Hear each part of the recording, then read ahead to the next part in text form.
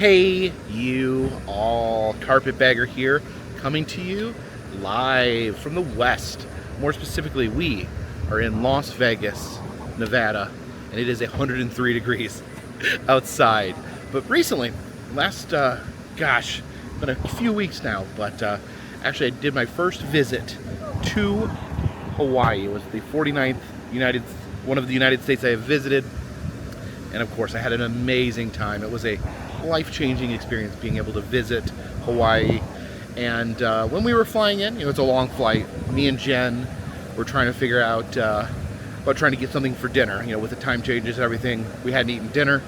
We were landing in Hawaii fairly late, after dark, and we were looking on our phones trying to find something to eat, something that was open late, and we found Zippy's. Now Zippy's is essentially Hawaiian comfort food. It's a diner that I think it stays open till midnight in Hawaii, and so it was going to be open. We had a chance. We went over there and we loved it. It was probably one of our favorite places to eat while we were in Hawaii. Pretty much every meal we had that was not on camera was at Zippy's. We love Zippy so much, and I actually got a little sad. I'm like, I found this new restaurant, I found this new diner that I absolutely love, and I may never get to go to it again because it's out in the middle of the Pacific Ocean. But I left Hawaii. I literally was sad. Leaving Hawaii, I was sad. But then, once I returned home, I realized there are Zippy's, at least one. There's at least one Zippy's in the United States. Here in Las Vegas, they have a Zippy. So I'm so excited to be able to eat at a restaurant that I never thought I may get a chance to eat at again. So let's get us some Zippy's. Please follow me.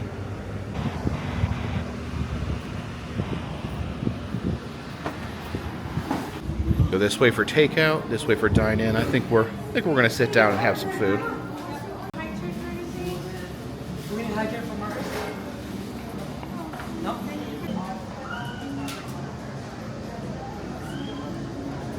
Okay, the menu looks pretty much exactly the same, and there's all sorts of things I want to try here. They have the fried noodles with Spam, all sorts of different stuff, but my go-to is the Zip Pack, and that's probably what I'm going to end up eating today.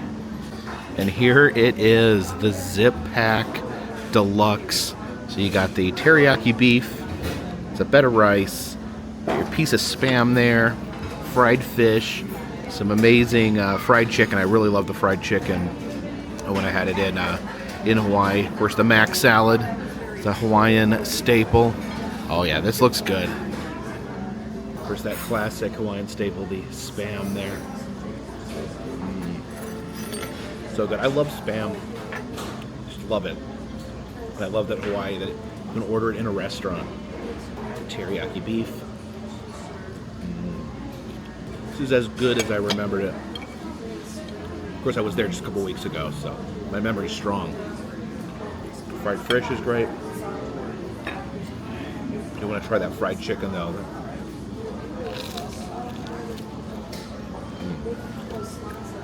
And of course, here at Zippy's, we have attained Clean Plate Club status. Aloha.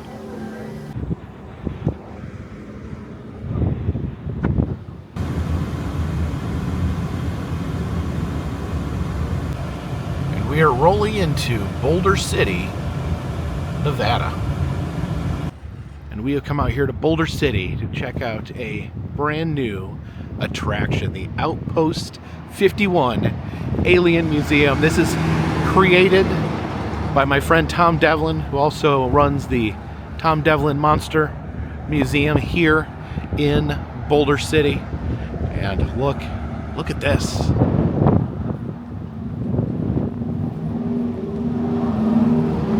See him moving his head back and forth there.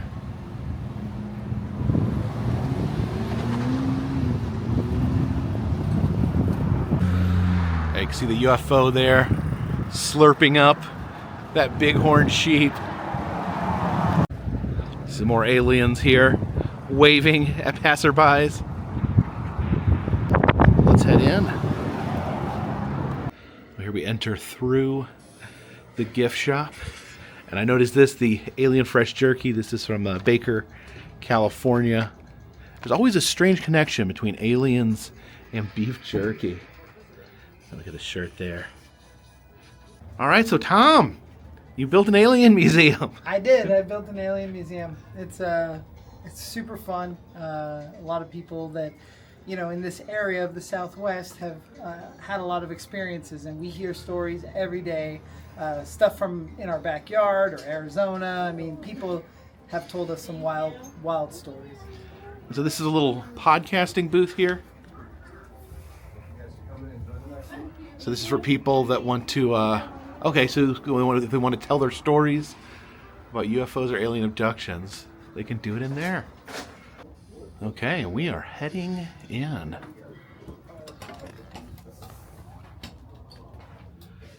Okay, we have a War of the Worlds exhibit to get us started out here. Oh, you hear the broadcast. Army bombing plane B-843 off Mayo, New Jersey, Lieutenant Boat commanding.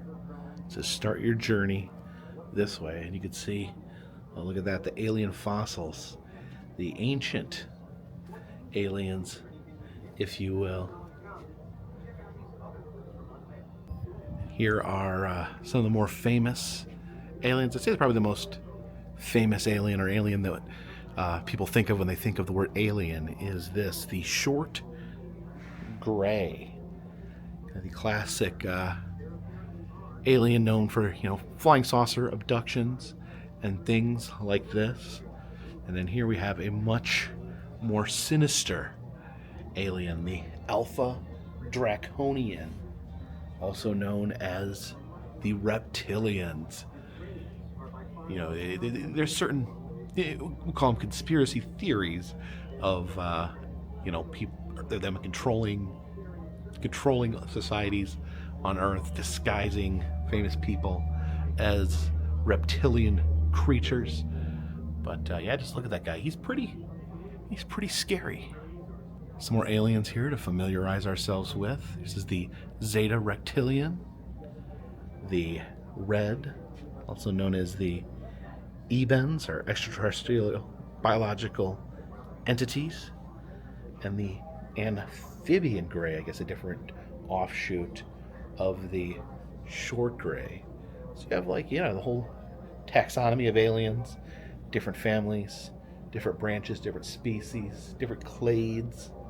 Here it talks about the different types of aliens, the scientists and observers, the short grays, the tall grays.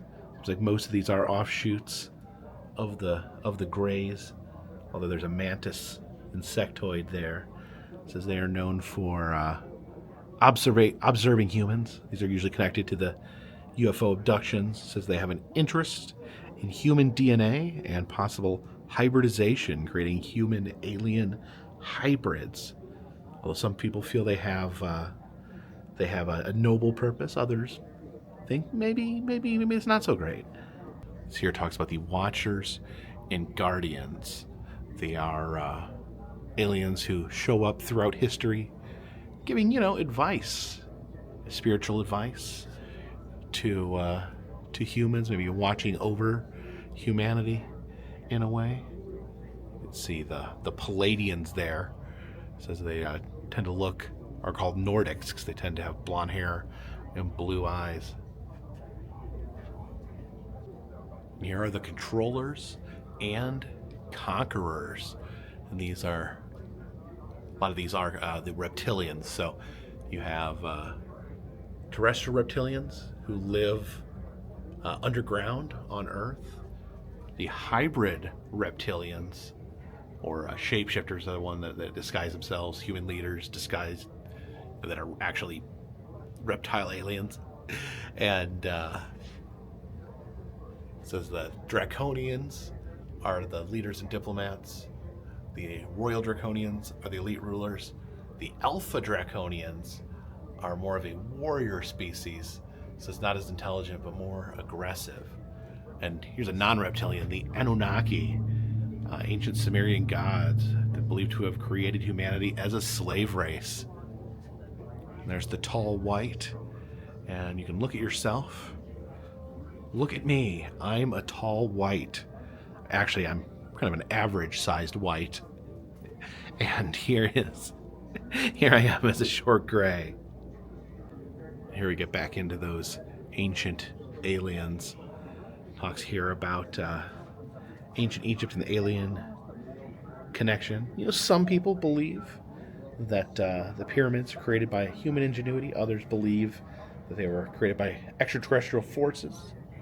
Talks about hieroglyphic clues, seeing strange things in hieroglyphics that may imply connection to aliens, and even the idea that maybe Egyptian gods could have been based on actual aliens.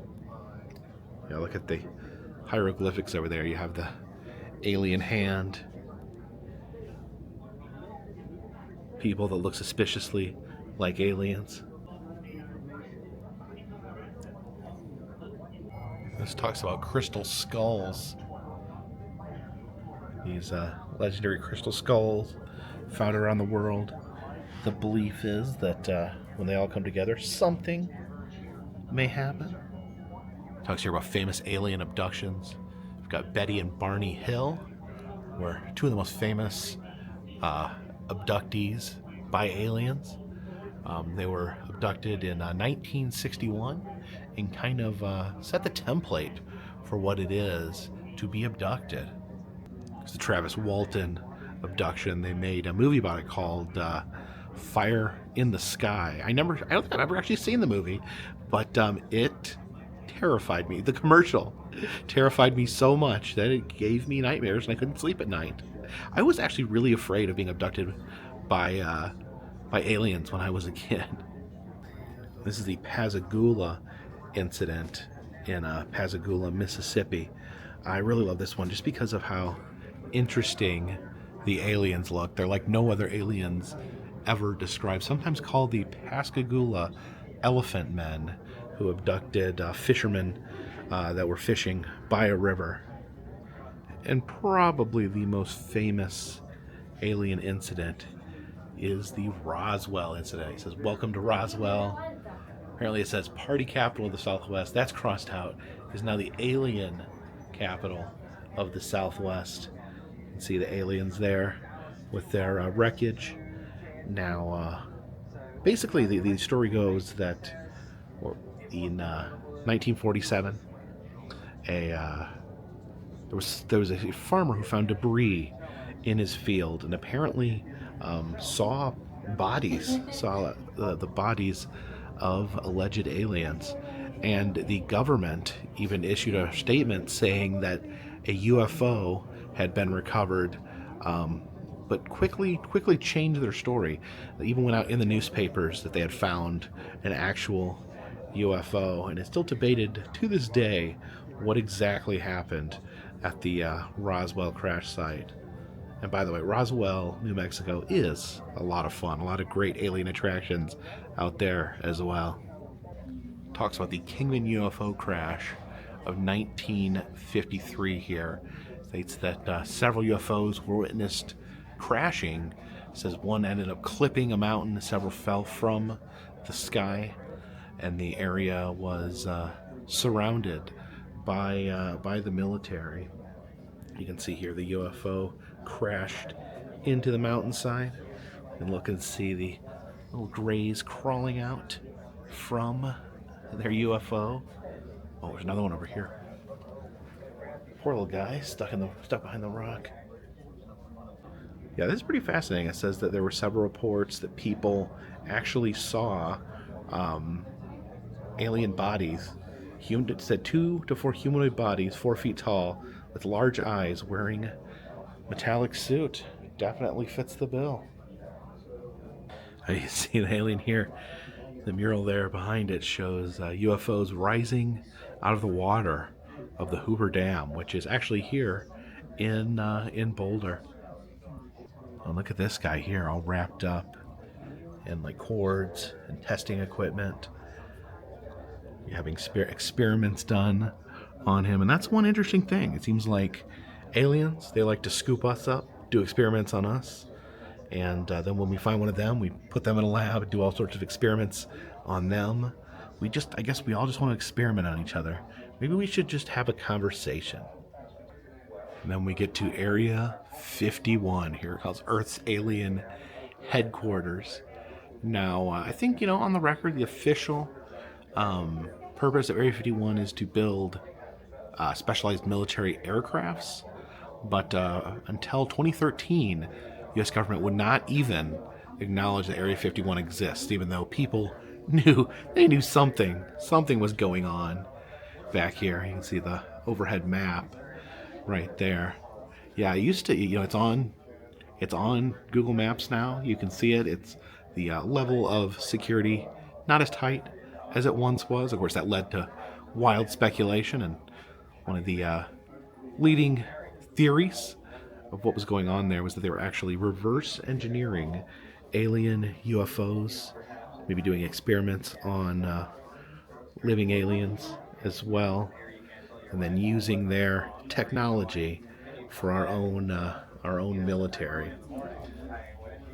The extraterrestrial highway sign with all the stickers on it, that's the road that takes you from Vegas out to Area 51, which is over 3 hours from here. There's 10 things you might know about Area 51. It says that it originally was created to create the U-2 spy plane. It says the government denied existence until 2013. That's when it became popular. And it does talk about, the idea that aliens are there, alien craft are there. There's a logical pathway that could take you there. If they are creating experimental aircrafts, those could be, mistaken for UFOs or sightings like that. It says deadly force is authorized, and that is true. There's signs that says they will kill you if you get too close. You can go up to the gate, which I've done twice. You go up to the gate, you get super nervous, and then you leave. And this is how people access Area 51, through Janet Airlines. It's this unmarked plane that flies from, I think it usually flies from the Las Vegas airport. It has no marks on it. It's not, you can't buy a ticket to it. It's the mysterious plane. So it does go to other top secret sites as well. But a lot of, the alien stuff that people believe about Area 51 comes from this guy right here, Bob Lazar. He's a physicist.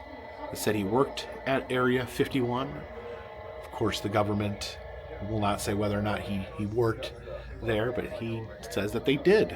They did experience experiments on aliens, and that they did steal their technology. Now, this is interesting. This is a story that I had never heard about. Buster the Desert Chimp says that they found a humanoid skeleton in Nelson's Landing, Nevada, in the desert, kind of a mummified body. They believed at the time that it was a chimpanzee that somehow gotten out into the Nevada desert. And but there is speculation that the Buster may have been more than a chimpanzee. It says that some of his characteristics did not match up with any known primate. And here is actually an artist rendition of what Buster may have looked like when he was alive. So it looks very familiar. It looks like a gray alien. But it says here that one of the theories is that Buster was actually connected to the Kingman UFO incident, this incident over here, and that he may have survived the UFO crash and then wandered out through the desert on his own and eventually gave way to the heat, to the desert conditions, and was mummified and killed by the desert heat, the desert weather, and that led to his later discovery as the Desert Chimp. This is another account that I've never heard of, the story of the blue alien. And so this is Jason Sands.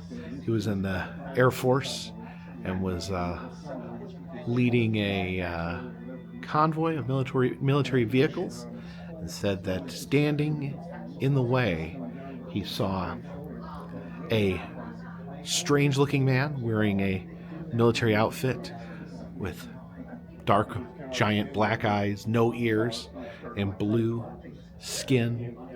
He said that the other men he was with, or actually went into a trance, but were non-responsive, but he could actually hear in his head the alien's thoughts. The alien was communicating with him telepathically, which is something consistent with other one-on-one alien meetings, that they don't speak with their mouth, that they actually communicate telepathically.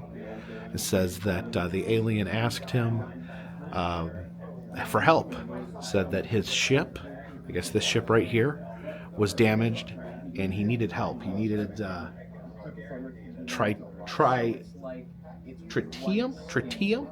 It says where I can find some tritium. I guess I don't know what tritium is, but he needed it to fix his ship. It says Sands here told him to go speak to the military base about getting that component. The blue alien said that he considered the Air Force to be butchers and murderers and would not communicate with them. So Sands actually gave him the name of a college professor he knew, and never heard from the blue alien again. So a very fascinating encounter here between Sands and the blue alien. Interesting that he wore a military outfit. I don't know if he was trying to maybe mirror Sands in his appearance, kind of appeared wearing the same clothes as a way to put him at ease, or be more familiar to him. And now we get to the alien autopsy. As I said, I was kind of obsessed with UFOs when I was a kid, and I remember this very vividly. On Fox TV, they aired an autopsy by scientists on aliens. You can see recreated here. Now, this was presented as being real, that this was actually footage from Roswell, where scientists dissected an alien, and experts at the time thought that the footage was very compelling. They even had special effects artists that believed that there was the potential that it could be real. And I remember, the fact that this came out scared me so much. I was really afraid of UFOs, fascinated and afraid of UFOs, because I remember so vividly this footage. And again, people at the time thought this was 100% real, that they were watching, actually for the first time, seeing photographic proof, film proof of an alien being autopsied. And again, the special effects experts said, yeah, that could be real. It was really detailed. They cut into the alien into layers. And unfortunately, the person that had originally provided the footage admitted that the footage was not real. However, with a caveat saying that it was a recreation, that he had apparently seen the real footage and then had recreated a version of that footage. So I don't know, it's almost chilling to me today to witness this scene, the legendary alien autopsy that aired on Fox. Here it talks about aliens in pop culture, different movies featuring aliens. Close Encounters, Third Kind, that's a good one. X-Files, I want to watch X-Files so bad. I tried to binge it once, only got a couple episodes in when I realized there was over 300 episodes, that I would never ever be able to binge it. But if you guys know like good episodes, like standalone episodes, leave them in the comment section, because I am curious to actually watch some of the standalone episodes, not necessarily tied in the whole greater story arc. Yeah, you see these. A lot of them portray aliens as being sinister or out to get us, like Independence Day. And then some of them, have them being nicer, like Paul or the Iron Giant. Mars Attacks, they're mean. They blast everybody. But, here's the staff picks here. Empire Strikes Back. Yeah, it's an interesting. Yeah, definitely there are aliens in that movie. I forget, but yeah, there are some aliens in that movie. Maybe not, not necessarily based on like real legends of aliens, but what am I saying though? Empire Strikes Back. It's a good movie. You should check it out. But watch the original Star Wars first. Men in Black actually is based on real legends, the legends of the Men in Black, often connected to Mothman in the Point Pleasant, West Virginia. Yeah, very, very, very interesting when you think about all the people really are fascinated with aliens. And here's some pop culture. Aliens, they live. Man, this is a great movie with Roddy Piper. That the aliens have taken over. This is what they look like, but they've hypnotized everyone to see them as humans. And They Live has one of the strangest and greatest fight scenes where Roddy Piper gets in a fight with his friend and they just punch each other for like 10 minutes straight. It's insane. The whole movie is excellent, though. This is a visitor from the miniseries V. I've never seen that. I've seen these others, but I've not seen V. Now, this is an alien so notorious that his name is just Alien. Also sometimes called the Xenomorph from the Alien movie. I really like the first Alien movie. It's kind of like a horror movie. Aliens 2 is good too, but it's more of like an action movie. And then maybe the scariest alien of them all, the Predator. He comes to Earth just to hunt humans for sport. And he's got a crazy mouth full of spikes. But really cool dreadlocks. Oh, there's another alien embedded in this crystal cave. All right, we're getting a sneak peek here in Tom's lab, where you've been creating things in here. Yeah, this is where the magic happens, right here. And right now we're working on a shooting gallery that we. So you said this is from Buffalo Bills? This was from Buffalo Bills. It was removed in 2021, and we're going to refurbish it into an attraction for one of our spots. Look at this guy over here. I've seen him before in shooting galleries. You shoot him and he's like, oh, ho, ho. And I think he's called the Sheriff. But The Sheriff? I'm going to actually make a new Sheriff, and he's just going to be an old timer. An old timer? Yeah. And these are crazy here. I've never seen these before. So these are like Rock'em Sock'em robots that you can climb inside of. Yeah, I wish I had more room because we boxed them right here. So these work? Yeah. I bought them. I was going to make a movie with them, and then we ended up kind of canning the film and never making it. And but I've used them for my son's birthday party, and we invited all the kids over, and we played some White Zombie and had lights going, and they just... That sounds like the best boys' birthday party of all time. It was pretty epic, man. The adults even got into it. So yeah, you climb inside the cage, and then the heads punch up like a Rock'em Sock'em robot. You got two punchers. You got the big punch, the brutal punch, and if I known you were coming, I would made some room so you could use them. She got a little Audrey 2 back there. Yeah, she's a work in progress for the Monster Museum. Oh, she's gonna be in the Monster Museum. Oh, yeah, sneak peek. She's going in the Monster Museum. Terrifying clowns here. Those guys are for our haunted attraction. Look at this, the grave of a ghoul. From 1501 to 2000 and who knows? 200, or question mark, 2000 and what? Yeah, look back here.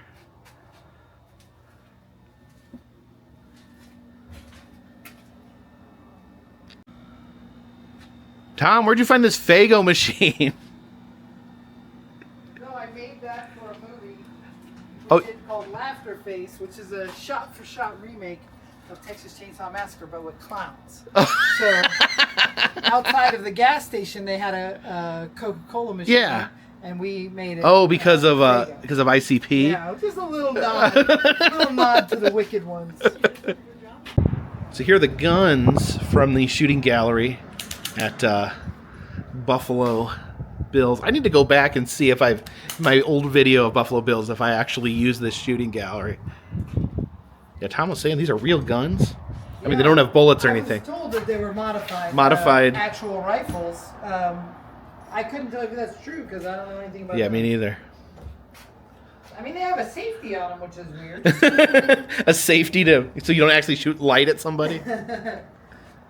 What are these skeletons? So these guys are supposedly, I was told that they were prototypes for Disney Shanghai Pirates of the Caribbean. Oh, okay. And That's I'm crazy. refurbishing these. Oh, I got something I got to show you. What's that? It's this crazy, weird barnyard animatronic. I traded this animatronic from Opportunity Village to refurbish these. Like, some of them are missing their feet. This guy's hand has seen better days. So I'm going to fix these guys up for the owner, whose name is Mo, and he traded me these barnyard animatronics that are just And you got them here? grotesque. Yeah, I'll take you out and show you.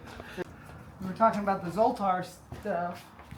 There was a fire at the Zoltar shop. Yeah, you were telling me about that. I didn't know about it. I'm absolutely devastating that But the Zoltar shop burned down. You know, they had such a great attitude about everything when it happened. They said, we've been through hard times before. We're going to come out on top. And they went right back to work. They were building a Detroit Lions Zoltar at the time that was due the next day for the draft. And it burned in the fire. No. So me and my guys refurbished the whole figure for them real quick, painted everything, sanded it, fixed all the burn, and they built a new cabinet for it. And they got that out to the Detroit Lions by the draft. I mean, they didn't skip a beat. They did it in one day? Yeah, they refinished everything, and me and Chris jumped in and helped with the Detroit Lions guy. But Olaf and Karina and them... Yeah, Characters Unlimited are wonderful people. They're like family to us here in Boulder.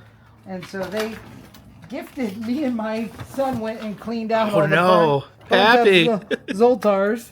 And we were just looking at this one. This is like a pile of So it's melted heads together. Yeah. Like this is like a perfect like haunted house prop. Yeah, like my brother says you guys want to have a good time.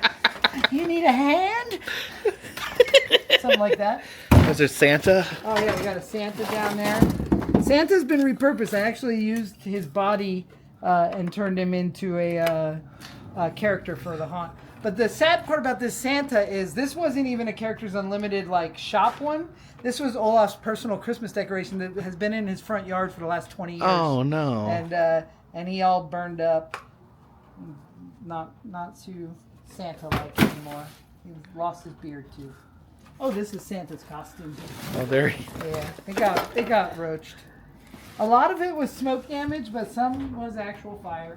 You know, the paint booths all blew up. Oh gosh! After the fire caught, and I don't know what caused the fire. I think it was an electrical issue or something. That's terrifying. But I can tell you, after it happened, the building you're in, we insured as much insurance as you can have, because if you see our electric, it is not. Looks fine to me. I don't know. Oh yeah, 100-year-old building. We just insured the pants off because the Characters Unlimited building is right behind us, and it was a wake-up call to how negligent we might be over here. Oh, it works. You got it turned on. Oh my gosh! See the little mouse down there. That pig. The little piglet down there. The big pig. Oh my gosh! So I traded for this for fixing those skeletons. I think it was worth it. Oh, I do too. This thing's amazing, and it's covered. It's gonna live here. It'll get a little refresh, so it doesn't look so dilapidated, but not too much because there's a charm to the dilapidation. Yeah, you know. And this is your haunted house here? That's the portable one that you had been through. Yeah, it's like a carnival style haunted house. But that we're turning into a miner's camp, and then you'll exit and go through this really cool mine. That's awesome. All right, here's the exterior to the haunt. This looks like possibly be quite a bit of fun. Maybe I'll try to find my way out here this spooky season. But I couldn't come out here to Boulder City without checking out Tom's OG attraction, the Tom Devlin's Monster Museum, the original attraction he opened up here. See these cars out in front. Got Christine, we've got Ecto 1, and a Jurassic Park Jeep. And then Tom's custom hearse here actually gave me a ride around town once. on this. Now you see the creature from the Black Lagoon up there on top. Yeah, Tom contacted me when he first opened this museum and came out and saw it, absolutely loved it. And I've been back several times, but literally every time that I come to this museum, he has completely changed everything. He has completely reconfigured the museum multiple times, so it's always a surprise to see what's new at the Monster Museum. Without further ado, let's head inside. All right, so we got a casket ride. This is the last ride. All right, so I just climb in. Climb in there. All right. And you can put your head right in the middle. I don't get my feet all over the clean sheets no, here. That's okay. A lot of other feet have touched those things. Oh, all right. Oh, jeez. 1, 2, 3. Oh, Okay. oh. All right, I'm in the back of a hearse. Oh. Oh. It's a pretty high intensity golfing ride. Some busy traffic. Oh. They did those. Let's just drop them in. All right then. Oh. They just dropped me into my grave. Oh! Oh, there's insects and rats on my feet. Oh! Ah! My feet! Whoa! You survived. Oh my God. All right. Yeah, it was quite a ride. And the bathroom here is classic. Push on the coffin here. And look at that. It's even got the shining carpet. All right, and let's head in.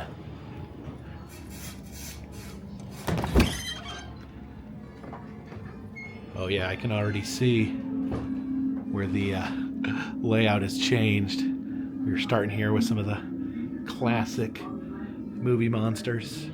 Got the Phantom of the Opera, lit up all creepy in here. And then Mr. Count Orlok, known in some circles as Nosferatu. Here we have the Hunchback of Notre Dame. I have not seen this version. I don't think I've seen the Disney version either, but I need to watch the old classic horror version. Yeah, we have kind of a chronological look at monsters. Oh, there we go. Mr. Frankenstein there. The Wolfman, all the classic Universal monsters. That's Lon Chaney's face there.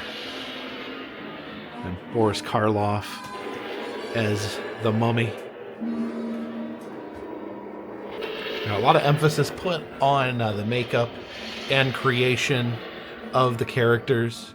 You know, as Tom is a special effects guy himself, so a lot of emphasis on, you know, the creation of monsters. So here we have, I love these movies, the Planet of the Apes. You can see those maniacs.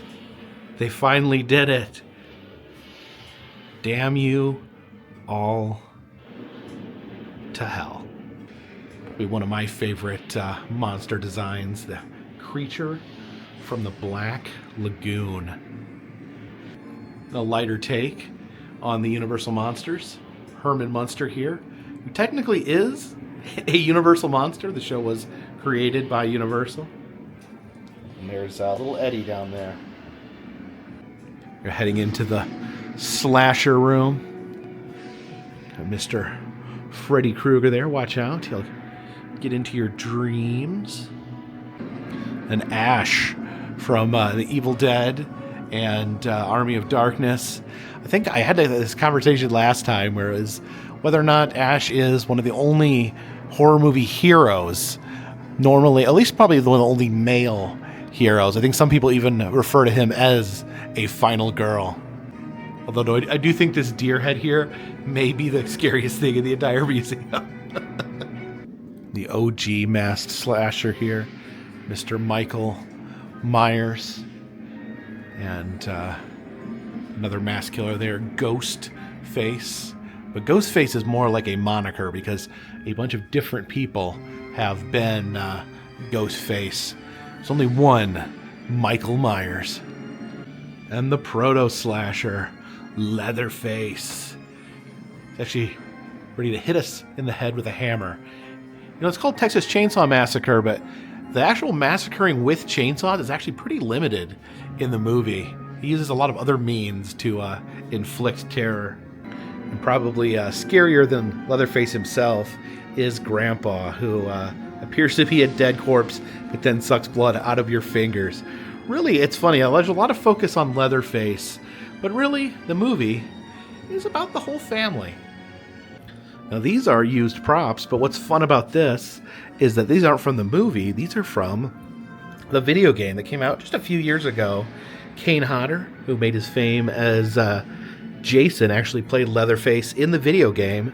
You can see some pictures of the Tom working on the video game there with his chainsaw and those masks. Here's some screen-used props from Wishmaster. Now, that's another movie I've not had a chance to check out. Again, continually adding to my list of horror movies that I need to see. As we pass through this creepy bridge here, have some other masked killers from The Strangers. Now, this is one that I actually have seen. Kind of a very interesting twist in the horror movie, Behind the Mask, The Rise of Leslie Vernon. It's kind of like a mockumentary about a guy becoming a serial killer. Like in the sense of like basically becoming a slasher. Like he's like building up to being a actual slasher, like as in if he were in a movie. It's a George Romero corner over here. We have the Night of the Living Dead style zombies. And of course, from Return of the Living Dead, we have the infamous Tarman. And we are heading into Camp Crystal Lake. This is the Jason room, the Friday the 13th room, all the different iterations of Jason, who has changed quite a bit, despite the fact that we kind of have a static image of what he looks like. Like, this is Jason, but this is also Jason.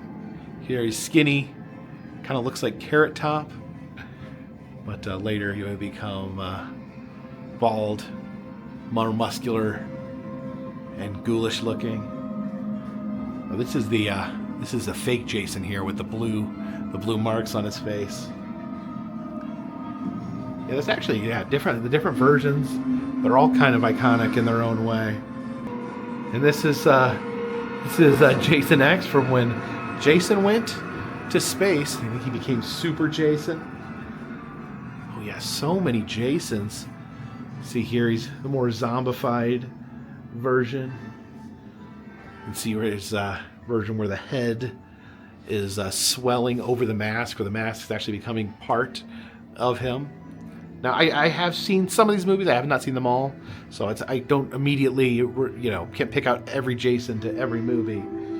This one, he looks super wet. Yeah, this is, I've seen this one. The Jason Takes Manhattan, because he slurks up under the water in a boat. Really, the movie should have been called Jason Takes a Boat, because he was mostly on the boat, but he was in New York a little bit. I love this prop so much. That is the actual Spider Gremlin from Gremlins 2. When Mohawk drank the spider potion, it turned him into a spider. This puppet was actually used in that movie. And I go back and forth. Is Gremlins the greatest movie of all time? Or is Gremlins 2 the greatest movie of all time? Clive Barker section with the Cenobites from the Hellraiser movies. I remember when I finally got around to watching this, because I'd known about Pinhead, the movie itself was very, very different. Pinhead not in it that much, and they don't even call him Pinhead. This is They're on the Hills Have Eyes. I guess the two different versions of The Hills Have Eyes. Another one I definitely need to check out. And this is the OG Pennywise there. I think both versions of Pennywise are pretty iconic. The killer clowns from outer space. This is one of those horror movies that's just, you know, just pure fun. Just absolute pure fun madness. Oh, the ghoulies. I remember this poster here is showing the ghoulie coming out of the toilet. This terrified me as a kid. I remember seeing this in the video store, seeing the ghoulie coming out of the toilet. Gave me freaking nightmares. I actually went back a few years ago and watched the Ghoulies movies, and it's a very uneven series. Some of them are really good, some of them not so much, and some of them don't even have the Ghoulies in them. Candyman is another horror movie I've been meaning to watch. Man, I am so behind on horror movies. I have seen Leprechaun though. And here is the screen used section. Most of these are from movies that Tom himself has worked on. It says screen used Ginger Dead Man. And these are the Ouija's. Here's screen used puppets from the Puppet Master movies. Yeah, look at this nasty little Nazi werewolf.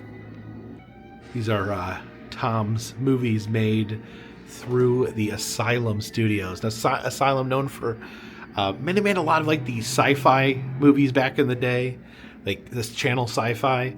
They made Sharktopus, Mega Shark versus Giant Octopus. This is Princess of Mars, and here is the I guess the Mega Piranha from Mega Piranha.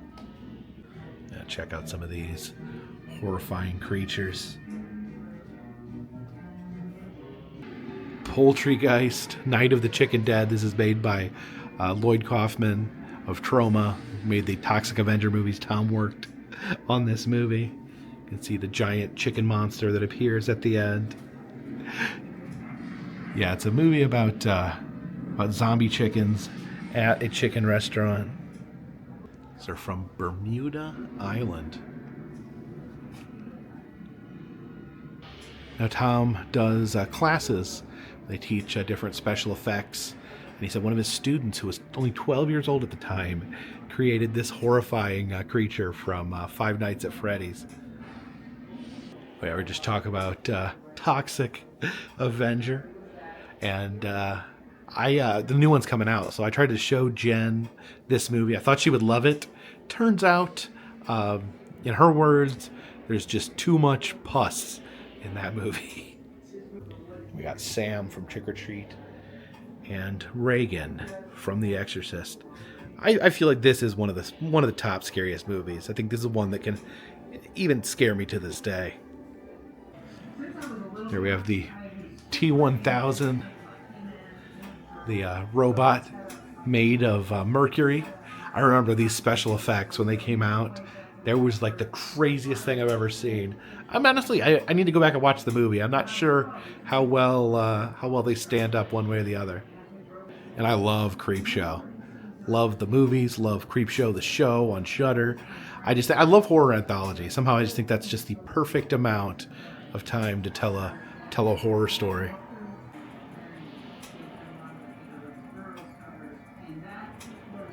Here's the Plan 10 Pictures section. Movies that are created by Tom himself.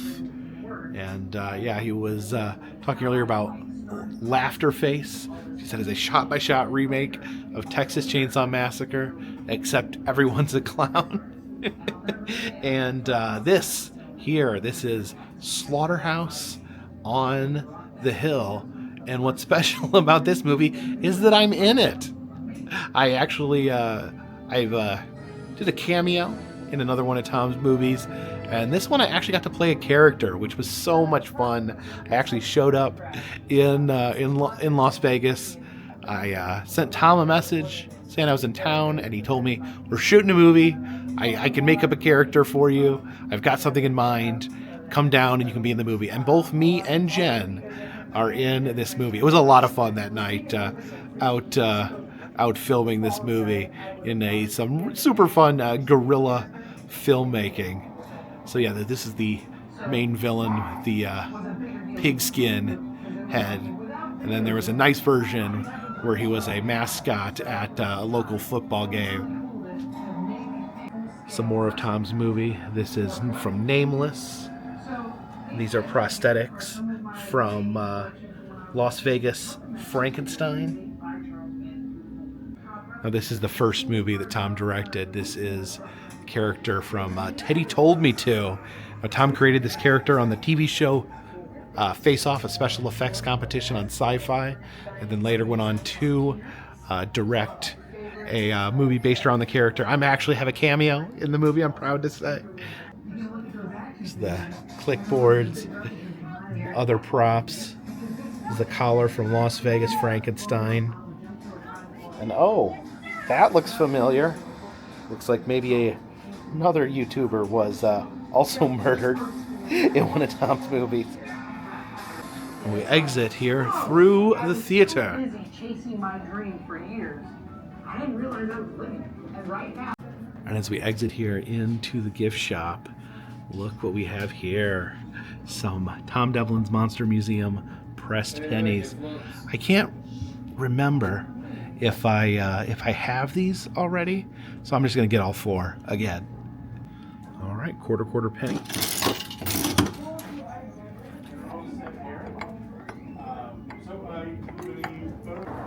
And some fine monstrous pennies for the collection.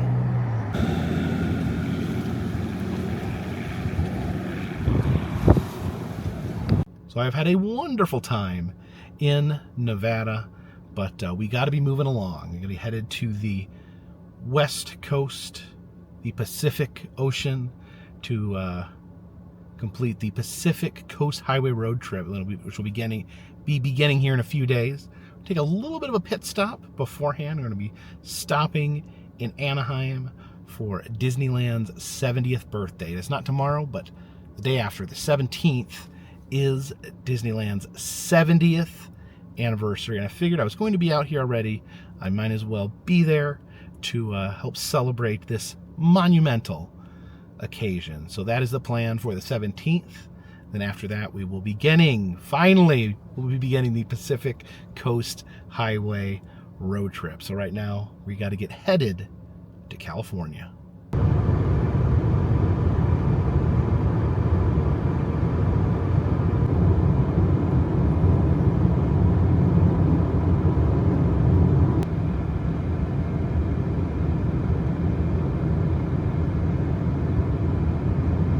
Stopped off here in Baker, California.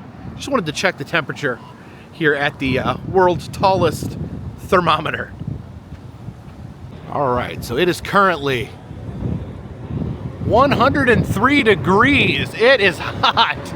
It feels like 103 degrees. And keep in mind, as I am standing here, as it is 103 degrees, the sun has already set.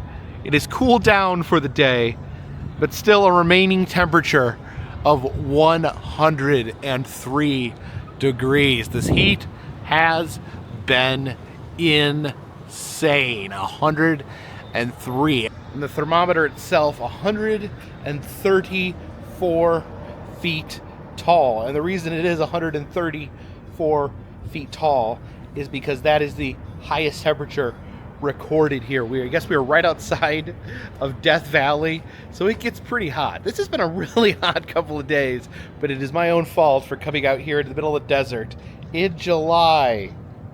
I do need to come back when the gift shop is open. Look in there. They have a pressed penny machine.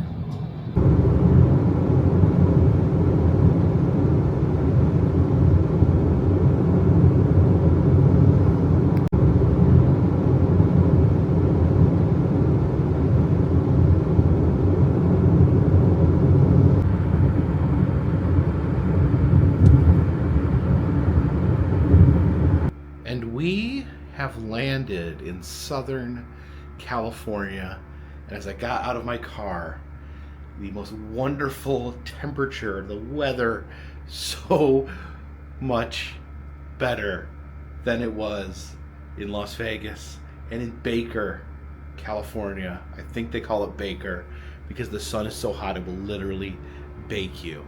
It was 103 degrees when we were in Baker.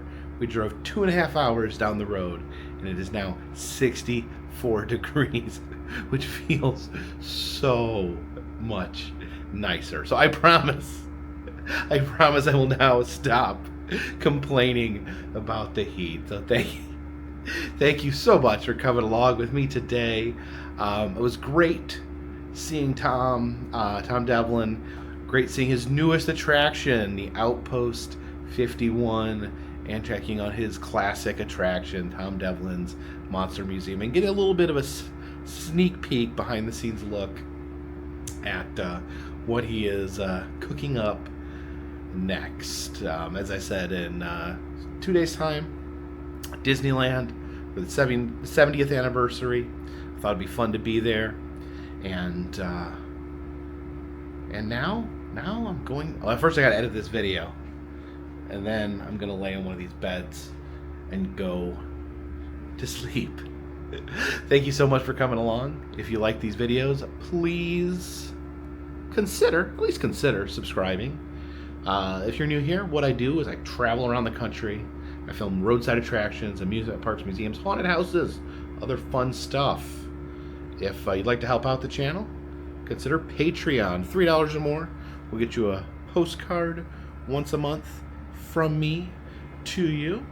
Also, enamel pins in the Etsy shop, as well as some other souvenirs such as pressed pennies and motel key fobs. Still doing personalized messages on Cameo if you're interested in receiving one of those. All the information in the description of this video, and all of that will help keep this train on the track, this boat in the water, and this dirigible in the air. Until next time, my friends, this one's in the bag.